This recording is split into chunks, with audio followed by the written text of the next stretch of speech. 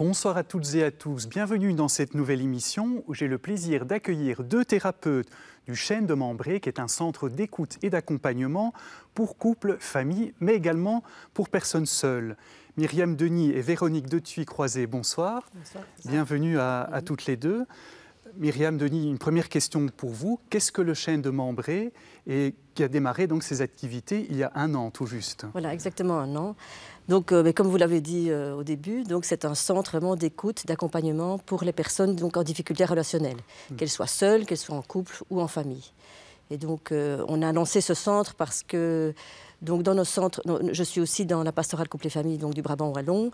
Et donc, en visitant des paroisses, on s'est rendu compte que on a eu l'intuition de ce besoin, on a rencontré aussi des prêtres qui nous en parlaient, mais il y a eu bien sûr l'exhortation apostolique Amoris Laetitia qui a été vraiment un booster à ce niveau-là parce que le pape vraiment encourageait à ce qu'on prenne soin des couples, des familles en difficulté. Alors Véronique de Thuy-Croiset, qui est à l'initiative donc de ce projet? C'est l'archidiocèse de Malines-Bruxelles? Oui, en fait, c'est le vicariat de... C'est le vicariat du Brabant wallon, du Brabant wallon, sous l'impulsion de Monseigneur Hutsin. Et effectivement, comme vient de le dire Myriam, l'exhortation de Amoris Laetitia nous a vraiment nous a aidés à nous mettre en route pour monter ce projet-là. Oui. Ça vous a inspiré? Qu'est-ce qui vous a inspiré, Myriam Denis, dans Amoris Laetitia? On peut rappeler à nos téléspectateurs, c'est une exhortation apostolique qui avait suivi le deuxième synode sur les familles. Qu'est-ce qui vous marque dans cette exhortation? Ce qui me marque vraiment, c'est vraiment l'ouverture et la compassion. Et donc, ici, il y a vraiment une prise en compte des souffrances des personnes seules, des souffrances des couples, des souffrances des familles, de la prise en compte des divorcés, des personnes séparées. Et donc, voilà, être à l'écoute et les accompagner pour faire un bout de chemin avec elles. Donc ça, c'est très, très important. Oui. Alors, comment ça se passe au Chêne de Membré? Des personnes viennent vous voir, viennent vous consulter? Véronique de Thuy-Croiset? Oui, les personnes viennent... parce qu'elles n'y arrivent plus toutes seules. Elles arrivent chacune d'entre elles avec une souffrance qui souvent sont des souffrances qui datent depuis longtemps et qui ont mis du temps finalement à accepter de venir chercher de l'aide et frapper à la porte. Et pour beaucoup d'entre eux, c'est une chose importante de voir que c'est un centre de consultation d'église, que c'est un service d'église. Est-ce que ça attire, j'ai envie de dire, des personnes? Ça n'en rebute pas d'autres, éventuellement, de venir dans un centre chrétien? Est-ce que ça veut dire qu'on parle de foi aussi, Myriam Denis, dans votre centre? On parle de foi si les gens le souhaitent. Mais les gens consultent. Ce qu'on remarque, c'est que une grande partie de ceux qui consultent parce que c'est un service chrétien et quelque part, ça les rassure. Dernièrement, j'ai suivi un couple pendant plusieurs mois et ce couple nous a dit à la fin...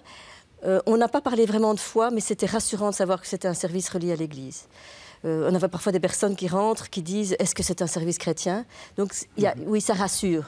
Mais comme vous dites, mais on a eu des personnes aussi qui, quand elles savaient que c'était chrétien, ne venaient pas. Voilà. Mais on prend toujours en compte la question spirituelle, mais on ne l'aborde que vraiment si elle est apportée par les gens. C'est ça. Oui. Véronique de Thuy-Croiset, quels sont les types de personnes qui viennent? Plutôt des couples, plutôt des familles, plutôt des personnes seules? Avec quel type de problème? Oui, un peu de tout. Un peu de tout. Beaucoup de couples qui n'y arrivent plus, qui ont souvent consulté par ailleurs, précédemment, et qui espèrent que dans cet autre contexte, ils vont trouver un autre type d'écoute. Mais ce qui nous frappe quand même, c'est que souvent les gens attendent si longtemps pour consulter. Souvent, ils arrivent presque dans une situation presque de rupture, un peu comme la dernière chance. Vous avez parlé des personnes divorcées remariées, donc Amoris Laetitia, qui ouvre la possibilité des sacrements pour certains d'entre eux en tout cas. Vous avez déjà eu la visite de personnes divorcées et remariées? Oui, on a déjà eu des visites de personnes, en tout cas séparées, divorcées, qui s'étaient remises en couple. Ça, oui, on en a. Mais des personnes. Alors, on est ouvert aussi à la question du discernement pour ceux justement qui voudraient se rapprocher des sacrements. On est bien sûr ouvert à cette question-là aussi, tout à fait. Une question peut-être aussi. Est-ce que des couples de même sexe parfois viennent vous rencontrer? On n'en a pas encore eu, mais on est tout à fait ouvert, puisqu'on est ouvert à tous, quelle que soit leur situation de vie et quelle que soit leur foi. tout à fait. Peut-être une question pratique aussi, est-ce que c'est payant pour venir consulter chez vous? Alors oui, c'est un service payant, mais par contre, il est clair que ça ne doit jamais être quelque chose qui décourage les gens de consulter. On peut toujours trouver une solution si des personnes sont vraiment dans une difficulté financière. Alors pour revenir à Maurice Laetitia, donc qui a ouvert la possibilité de certains sacrements pour les divorcés remariés, est-ce que pour vous, dans la pastorale des couples, dont vous vous occupez aussi, c'est un changement réel, ça ouvre des perspectives, Véronique de Thuy-Croiset? Oui, en tout cas, c'est dans cet esprit-là que certains viennent.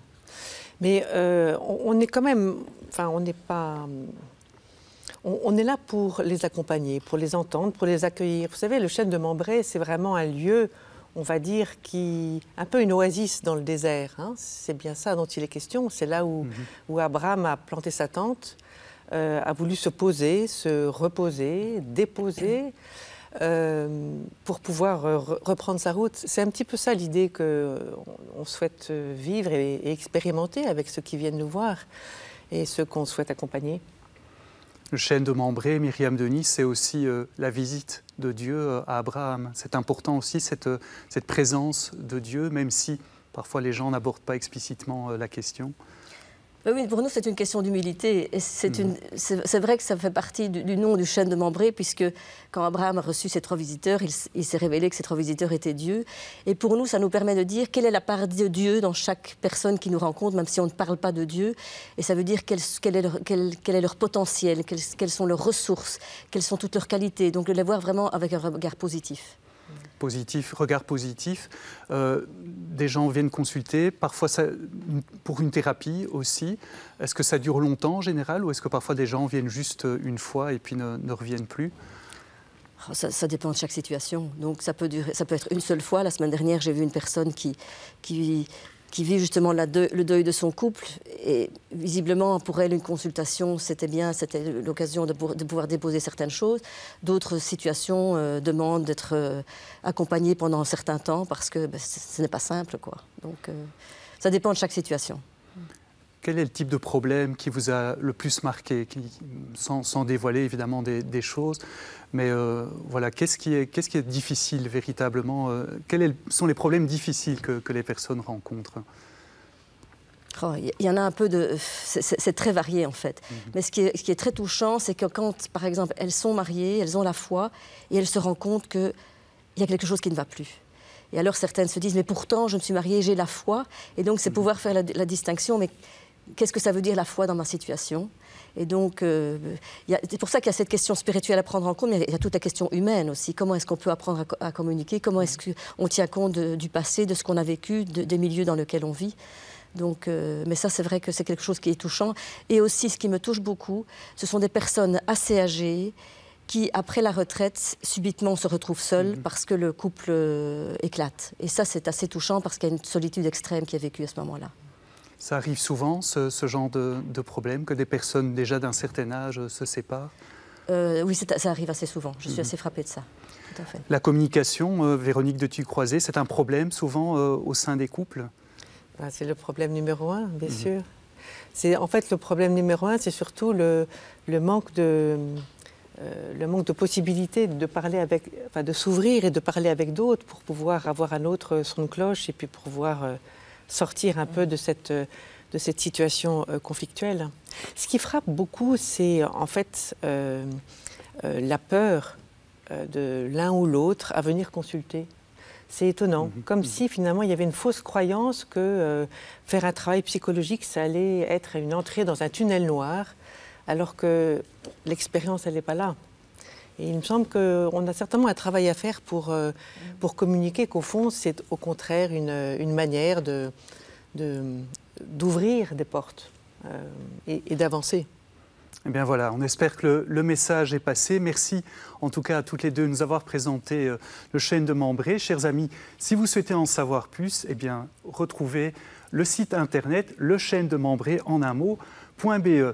Et si vous voulez revoir cette émission, eh bien c'est sur Ovio RTBF ou sur le site catobel.be. Merci d'avoir été avec nous ce soir et à très bientôt pour une prochaine émission.